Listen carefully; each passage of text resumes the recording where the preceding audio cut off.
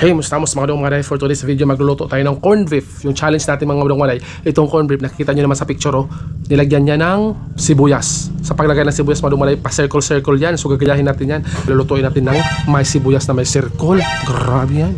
Siyempre magsisindi na tayo mga dong mga day, alangan namang maghaling tayo sa labas ng mga kahoy. Nakakalisod ngayon maghakahoy mga dong mga day kasi umuulan. Kaya ito yung gasolito yung gamitin natin.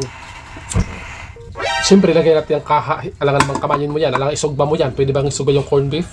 Hiwa muna tayo nitong Bombay. So, yung Bombay mga dong mga day, ganito yan oh. So, circle na yan. Yan. Lagyan natin ng konting mantika kasi yung corned beef, magmamantika na yan. So, konti na lang yung ilagay natin. So, yan na po mga dong mga hinayo akong Bombay. Lagyan nyo ng Bombay para malimaho ng ilok. Kagaya mo. Ito, maliit na circle. Ilagay mo na yan sa kaha.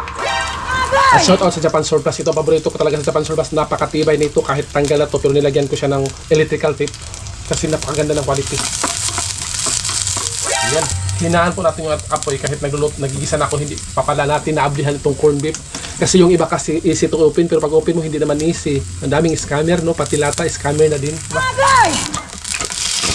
Yan.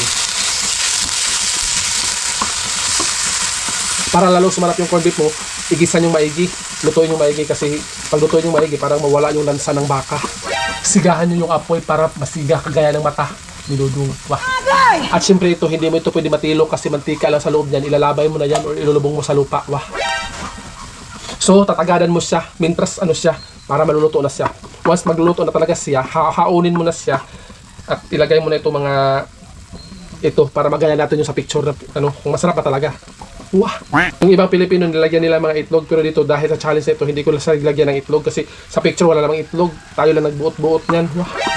At syempre dahil nagluto tayo, mag-aandam tayo ng plato. Syempre piliin natin yung magandang plato, yung aesthetic. Hinugasan ko siya at nilagyan ko ng tissue. Tatrapuhin natin yan for today's video. Alam gamitin natin yung mga plato na mga may tagip-tip. Shout out dyan sa mga plato na may tagip-tip. Wah! Ilalabay nyo na yan. So malapit na siyang maluto mga dumada. Ilagay mo na yung iba. Yan. Tingnan nyo, parang gaganda talaga yung ano, presentation nyo. Kasi kahit kayo lang kakain sa bahay, dapat parang kumakain kayo parang nasa mamahaling restaurant. Yan. Para ma-feel mo naman, wow, special kahit nandito tayo sa Payang. Yan mga dumada, malapit na yan. Kasi gusto ko talaga sa corned beef, yung lutong-luto talaga. Ayoko ng corned beef na yung parang hilaw-hilaw kasi. Yeah. Kasi malansas yan mga dumada. Grabe yan.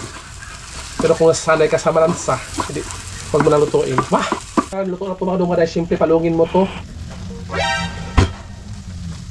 At syempre mga dong, hahaunin na natin yan at kakain na tayo kasi nagugusla na talaga ako for today's video. Grabe yan, kining-queen na lang tayo yan, no? Wow, nilagyan ko na ng sibuyas talaga para magaya talaga natin yung sa picture na yan. Yan, no? Mga dong, ito na, oh. Grabe na yung sobrang kaartihan na yan. Kain na tayo. Wow, masarap to sa rice mga dong, grabe yan, no? Nagasuaso pa. Gusto mo? Pagluto na sa inyo. Wow.